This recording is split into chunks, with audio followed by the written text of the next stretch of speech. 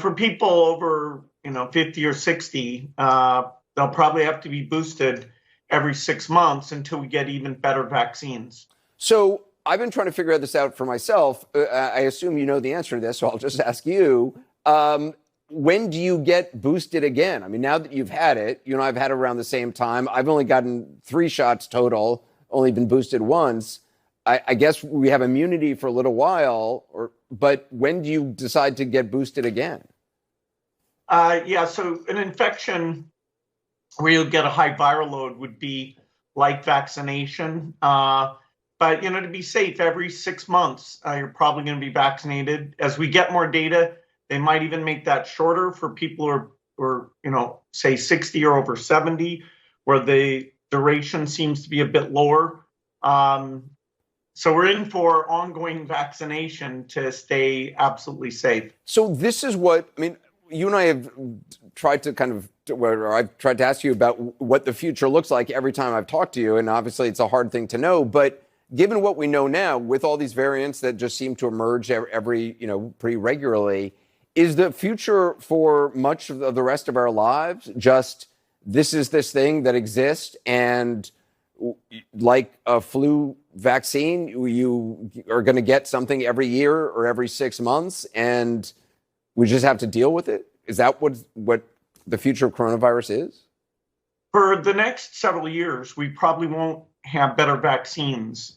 But one of the R&D things that we should invest in to really finish this off is longer duration, lifelong duration vaccines, and vaccines that prevent you from even getting infected. So you can start to get that herd immunity we talked about. That sort of assumed that people who are vaccinated or infected weren't part of transmission chains. And we don't have that yet. And so we're going to have slight outbreaks. But if a tough new variant came along, which we don't know the odds of that, we could have a big wave. So people are tired of hearing about this pandemic, and sadly, we need to keep reminding them, particularly about staying up to date on vaccinations. So how real is that idea of a vaccine that vaccinates you from any future coronavirus? What needs to happen? Is the technology there? Is it just a question of investment? What? Well, the breadth of protection, we need to work on that, the duration and that blocking the infection. And we have 3 constructs at an early stage that have promise there. But unfortunately, the current vaccines are good enough that if we just keep taking those, then at least in terms of severe disease and death, you have very good protection. I'd hope the duration would be longer, but the data coming out says that if you're older, it's not good enough. You need to keep revaccinating. Given, you had Paxlovid, you've had the vaccines. Do you worry about the long COVID with the infection that you got? Long COVID is an area that there's a lot of research on. There's a ton of things about heart or diabetes that people are worried about there. I'd say we really don't know much, but it does look like if you have a mild case, which I'm lucky enough to be having, that the likelihood of long COVID is very low. And so again, it's a strong thing that if you do get infected, getting access to the Paxlovid or other antivirals or antibodies as fast as you can is well worth it, because your risk of long COVID, it looks like, is dramatically lower. Are you still positive now? Do you know? No, today I had a number of negative tests. I got the most sensitive PCR test that I'll get later tonight. So okay. It looks like I've been very lucky with a mild case. That's great. In your book, you cite the incredible speed with which COVID-19 vaccine was created, rolled out 50% of the global population as compared to other diseases like polio and measles. You rightly champion it. Obviously, it's a wonder of modern science. But there is this paradox that the speed at which it was created also increased perhaps some hesitancy, and has fueled these conspiracy theories. Is it possible to get past that at this point? Do you think people's ideas about the vaccine have already been baked in? Well, the hesitancy did go down somewhat. Initially it was like at 60% of the population, but as they saw their friends getting vaccinated and very rare side effects, as they saw their friends being protected and that the people with severe disease were overwhelmingly the unvaccinated.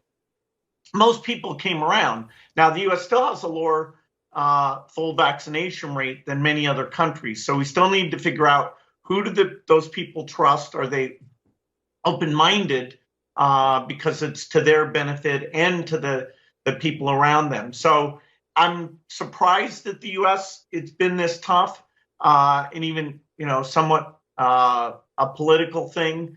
But, we need to be creative at how we get people to see it, and hear about people they know that suffered from not fully protecting themselves. How do you deal with conspiracy theories? People believe you're tracking people through microchips inserted into the vaccine. I mean, given what you and the Gates Foundation and your former wife Melinda have done to help, just save millions of people's lives around the world through vaccinations for polio, nearly wiping out polio. I mean, how do you deal with it when people have these ideas about you?